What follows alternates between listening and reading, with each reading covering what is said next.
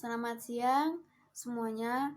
Oke, baik, saya di sini akan mempresentasikan hasil tugas saya mata kuliah manajemen sekolah tentang standar penilaian pendidikan. Yang pertama di sini ada pengertian standar penilaian pendidikan. Jadi, penilaian pendidikan adalah suatu proses pengumpulan atau pengolahan informasi untuk menentukan apakah hasil belajar peserta didik ini telah tercapai sesuai dengan kompetensi kelulusan yang telah ditentukan. Jadi, penilaian dalam proses penilaian ini sangat penting dilakukan karena dari adanya proses penilaian ini guru bisa mengetahui siswa mana saja yang telah mencapai hasil belajar peserta didik, dan guru juga bisa menentukan model apa saja yang cocok diterapkan dalam proses pembelajaran. Apakah model yang telah ditentukan ini telah dilakukan bisa meningkatkan hasil belajar peserta didik. Jadi adanya penilaian ini, guru ini bisa menentukan model apa saja yang cocok diterapkan dalam proses pembelajaran. Dan dalam penilaian pendidikan ini berkaitan dengan mekanisme, prosedur, dan instrumen. Dan dalam prosedur ini, dalam penilaiannya harus sesuai dengan apa yang telah ditentukan dalam kurikulum. Itulah pengertian dari penilaian pendidikan. Yang kedua ada jenis-jenis standar penilaian pendidikan. Jadi jenis-jenis standar penilaian pendidikan ini ada dua. Yang pertama, standar penilaian mutlak. Standar penilaian mutlak ini lebih dikenalnya sebagai penilaian acuan patokan atau disingkat sebagai PAP. Dalam standar penilaian mutlak ini bersifat tetap, tidak bisa tawar-menawar. Jadi dalam penilaian ini sudah ditetapkan sebelumnya, tidak bisa diganggu-gugat. Contohnya tidak bisa ditawar-tawar. Jadi sudah tetap, sudah konsisten dalam penilaian tersebut. Jadi dalam standar penilaian ini, untuk mencapai hasil belajar peserta didik ini, kriterianya tidak dipengaruhi oleh proses suatu kelompok, tetapi sudah ditetapkan sebelum evaluasi pembelajaran. Jadi ini penilaiannya ini sudah diterapkan sebelum adanya evaluasi. Jadi dalam penilaian ini tidak bisa ditawar. Misalnya, ini siswa akan dinyatakan lulus jika siswa ini telah menjawab soal yang telah diberikan guru ini, menjawab benar paling tidak 70% dari soal tersebut. Itu bisa dikatakan lulus. Tetapi jika tidak bisa menjawab dari 70% itu, maka siswa ini dikatakan tidak lulus. Itu sudah ditetapkan sebelum evaluasi pembelajaran. Jadi siswa harus benar-benar bisa menjawab paling tidak 70% dari soal tersebut. Itu tadi penjelasan dari standar penilaian mutlak. Yang kedua, standar penilaian relatif. Standar penilaian relatif ini dikenal sebagai penilaian acuan normal atau PAN.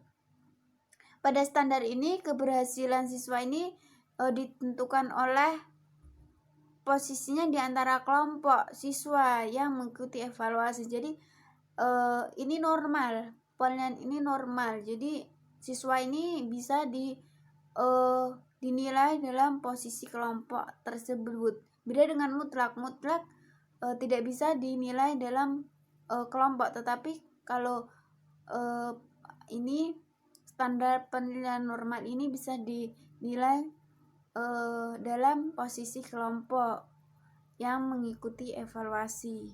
Itulah pengertian penjelasan dari penilaian relatif. Selanjutnya yang ketiga ada ruang lingkup penilaian pendidikan. Di sini ada 3 ruang lingkup penilaian pendidikan. Yang pertama, penilaian hasil belajar oleh pendidik. Jadi di sini penilaian hasil belajar oleh pendidik ini adalah di mana proses pengumpulan informasi atau data-data tentang pencapaian hasil belajar peserta didik.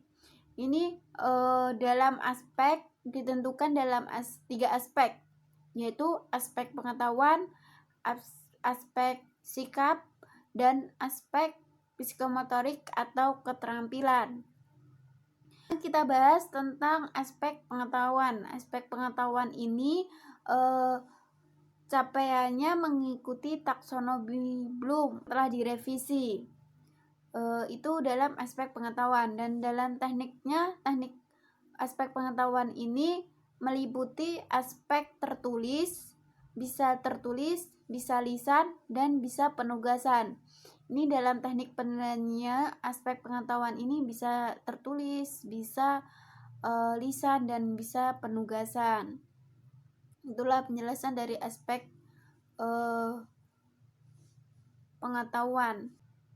Yang kedua, aspek sikap. Aspek sikap ini dalam penilaiannya untuk mengetahui kecenderungan perilaku, tingkah laku, atau tingkah laku siswa dalam kehidupan, dan teknik untuk melakukan penilaian aspek sikap ini bisa dilakukan dengan observasi, wawancara, dan teknik lainnya. Aspek yang ketiga yaitu aspek keterampilan. Aspek keterampilan ini penilaian yang dilakukan untuk menilai kemampuan siswa dalam menerapkan pengetahuan apa yang telah diketahui dalam melakukan tugas. Jadi apakah ini siswa ini aktif dalam melakukan tugas atau tidak? Apakah dia diam saja? Apakah dia ikut dalam proses penugasan tersebut, dia aktif atau tidak? Itu dalam penilaian keterampilan. Dan dalam penilaian keterampilan ini bisa bisa dilakukan melalui praktikum, penilaian proyek, atau portofolio.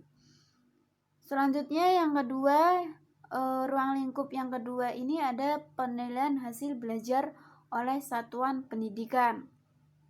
Jadi penilaian hasil belajar oleh satuan pendidikan ini di mana proses pengumpulan atau informasi tentang capaian belajar ini hanya dalam aspek pengetahuan dan keterampilan.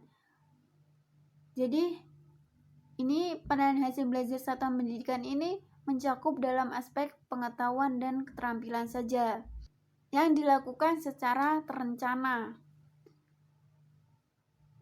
Bentuk penilaian satuan pendidikan ini berupa seperti ujian sekolah, penilaian hasil semester, dan penilaian akhir tahunan dilakukan oleh siswa, kemudian diakomodir oleh satuan pendidikan.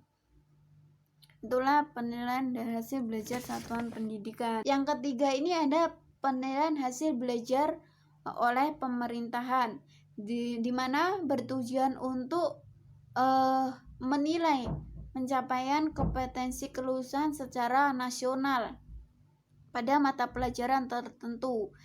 Dalam penilaian hasil belajar ini dilakukan dalam seperti bentuk ujian nasional, itu kan dalam mata pelajaran yang tertentu secara nasional. Itulah penjelasan dari ruang lingkup penilaian pendidikan. Yang terakhir ada prinsip-prinsip dalam penilaian pendidikan. Jadi penilaian pendidikan ini juga mempunyai prinsip-prinsip yang telah diatur dalam Permendikbud nomor 23 tahun 2016. Pada bab 4 pasal 5 ini ada 9 prinsip. Yang pertama yaitu sohah. Sohah ini dalam penilaiannya didasarkan pada data yang mencerminkan kemampuan yang diukur. Jadi ini penilaian yang sahih ini harus benar-benar mencerminkan kemampuan-kemampuan yang telah diukur.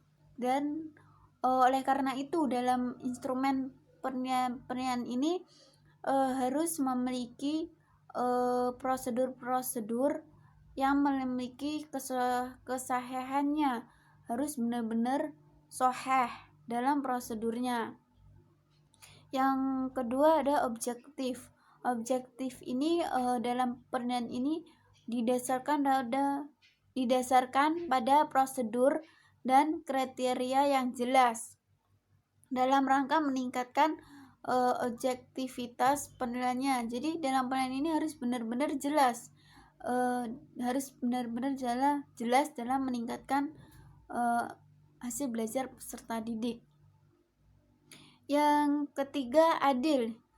Adil ini berarti tidak membeda-bedakan. Jadi dalam penilaian ini harus rata, tidak ada perbedaan antara suku, bangsa, agama. Jadi guru ini harus menilai sesuai kemampuan siswa, tidak bisa dibeda-bedakan. Ini saudara, ini apa, ini anak. Jadi dalam penilaian ini harus benar-benar adil sesuai dengan kemampuan siswa tersebut dalam proses pembelajaran.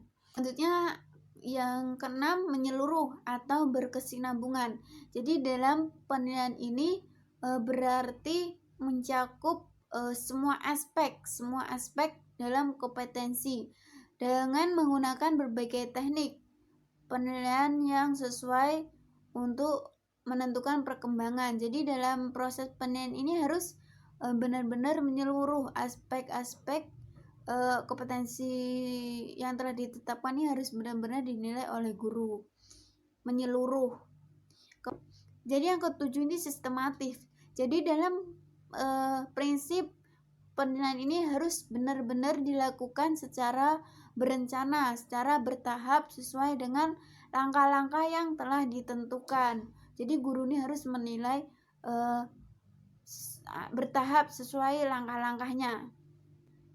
Yang ke-8 yaitu beracuan kriteria. Jadi prinsip ini berarti dalam penilaian ini didasarkan pada ukuran pencapaian kompetensi yang telah ditetapkan. Oleh karena itu, penilaian ini disusun merujuk pada KI, KD, kompetensi inti, kompetensi dasar yang telah ditetapkan dalam kurikulum. Jadi dalam penilaian ini merujuk pada KI, KD yang telah ditetapkan. Jadi yang terakhir ini akuntabel. Dalam penilaian ini berarti guru ini harus bisa mempertanggungjawabkan baik dari segi teknik, dari segi prosedur, maupun dari segi hasilnya. Jadi dalam penilaian ini guru harus benar-benar mengambil data, mengumpulkan data sesuai kemampuan, sesuai yang telah didapatkan dalam proses pembelajaran. Itulah penjelasan dari standar penilaian pendidikan. Mungkin cukup sekian dari saya. Apabila dari awal hingga akhir ada tutur kata yang tidak berkenan, saya mohon maaf. Cukup sekian. Wassalamualaikum warahmatullahi wabarakatuh. Selamat siang.